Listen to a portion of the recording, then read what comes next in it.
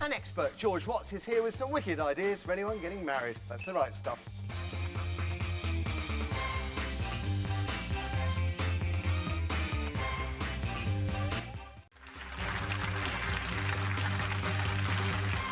I have to pull myself together. They keep whispering song title ideas into my ear, and that was shocking, that last one. Now, don't forget, a little later, wedding expert George Watts, I should say, has some wicked ideas for anyone planning their big day. You said before, credit crunch is having a bearing on weddings. What kind of areas can you help with? Yeah, so we're looking at how you can put a wedding together yourself. So what you can get from the high street, what you can source locally, and what you can get your friends and family involved in doing to bring the whole day together. Imogen was saying, you know, they add a naught to everything because it's a wedding. So presumably you've got some hints and tips how we can avoid that extra naught. Exactly, without saying the W word, as Imogen said, exactly. How you can get what you want, but for less, is what we're talking about. So flowers, decorations, invites, presents... Dresses, charity shop dresses, venues, stag and hen parties are very popular, of course, at the moment, and whatever people want to know about. OK, there you go. If you like a word with George, Kirsty has all the details. Kirsty. 0207 173 5555 is the number to dial if you'd like his help or advice on pretty much anything from a conventional bash to something more alternative. That's a big day on a budget. Talking of budgets, the average couple here, 20 grand is what it costs. The average couple borrows £8,000. I know, and it's very scary. You know, a wedding is really supposed to be your dream day, a fairy tale. Do not turn it into a nightmare by getting into lots of debt. It's the worst thing you could do. Now, you've got an idea here. Cakes. I read that a cake can cost up to £1,000 now. I know. It's what have you got? Well, it's petrifying. Actually, we hit the high street yesterday, and we picked up this 3-tier for under 50 quid. OK. All you need to do, good price, very good price, and all you need to do is buy yourself, 12 red roses and dress it like so. It says Peter style. It is, good. But literally, we're doing this here. We don't need any pins, just literally like so. So it's sticking. No, is it sticking? Is it going to fall? You can see it now, can't you? TV magic. There we go. Ta-da! So it's really, in 2 seconds. And in fact, one of our makeup girls, she did one with fairy cakes. She just got a stand and put loads and loads of fairy cakes. £40 is what she spent on that. Exactly, and it's the same with flowers. This bouquet that we've got here. Ooh. That has stuck. Is it stuck? No, it's all right. It's free.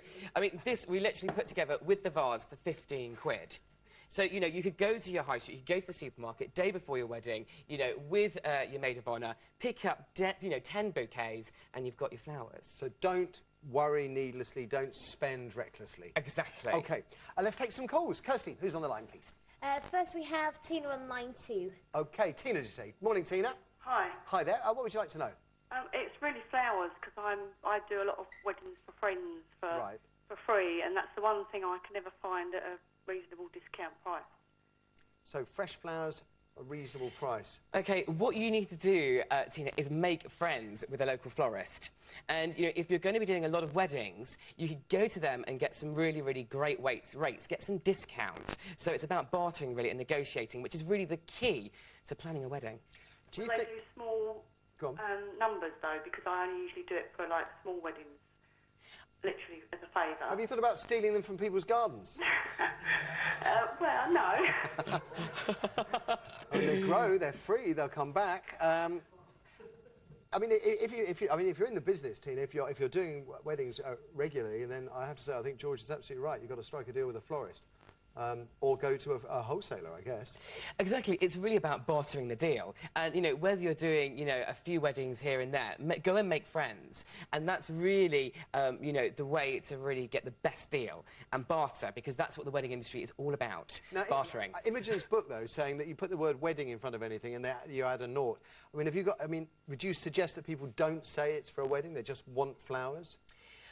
I think it depends on what you're going to achieve. If you want to have, if flowers are really important for your big day, then I think you really need to work with a specialist. Okay. Set a budget aside, go and see them and say, I've got this much money, what can you do for me? Now, a good florist will really use seasonal buds and the cheaper buds to make the displays look bigger and better. So when you go and see your local florist, say, what seasonal flowers have you got? You've got to work with them. I can see that. Yeah. Tina, good luck to you. I think work with your local florist seems like sound advice to me.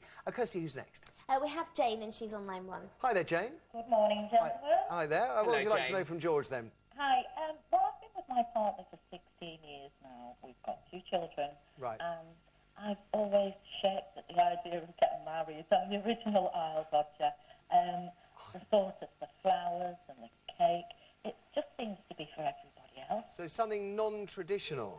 Really, something that's going to be a bit more personal and quite unorthodox, but not on the big one in Blackpool or something like that. OK, it sounds like you're speaking to us from a submarine, which is very, very weird.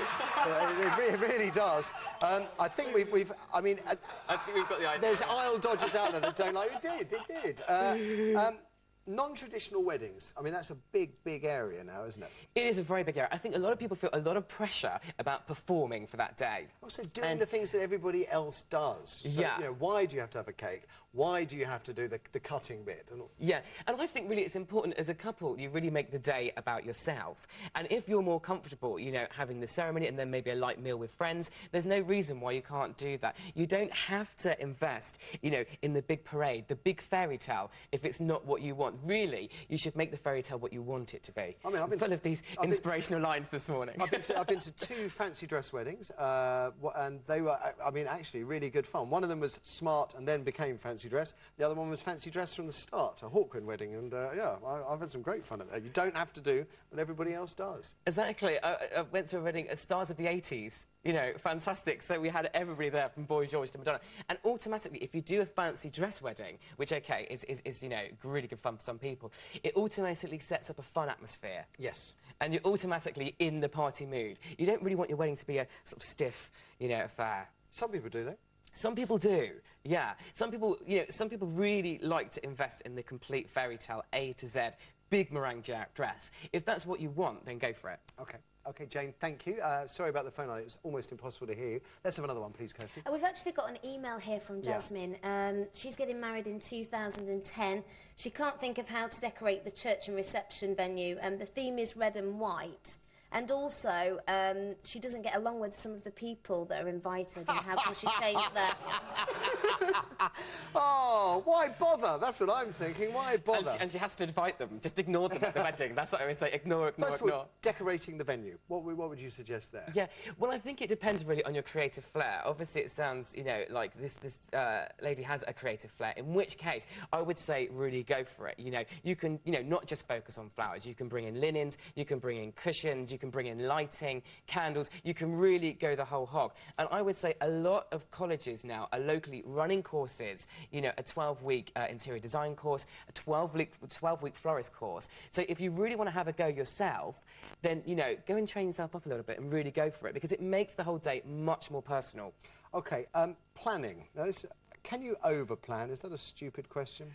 I think you can. I mean, I've done a 12-month planner, OK, which is for the hardcore brides-to-be. Hardcore brides-to-be will think about a wedding 12 months in advance, which is great.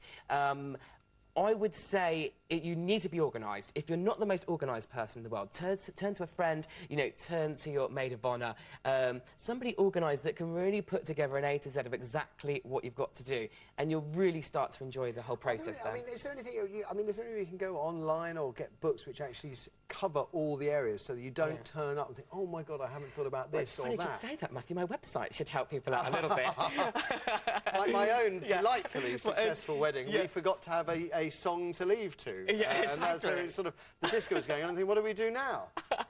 So I ran. Yeah, it's should have kept on running, but there we go. Keep running. Literally a 12-month plan is what you need. So literally, you know, you've got a step-by-step guide, so you know exactly what you've got to do when, and how much money you've got to spend. OK.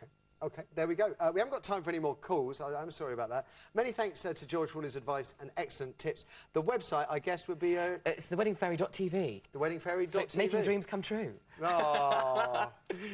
On the right stuff today. Scary. Thank you. And thank you, too, for your calls as well. Couldn't have done it without you. Now, we have lots more for you tomorrow. We've got the stunning actress and Strictly star, Sherry Lungi. She's going to be joining us behind the big orange desk, which I'm looking forward to. Very bright lady. And if you're stuck at home this evening, don't miss movie night here on 5. We've got a spaghetti western classic for you.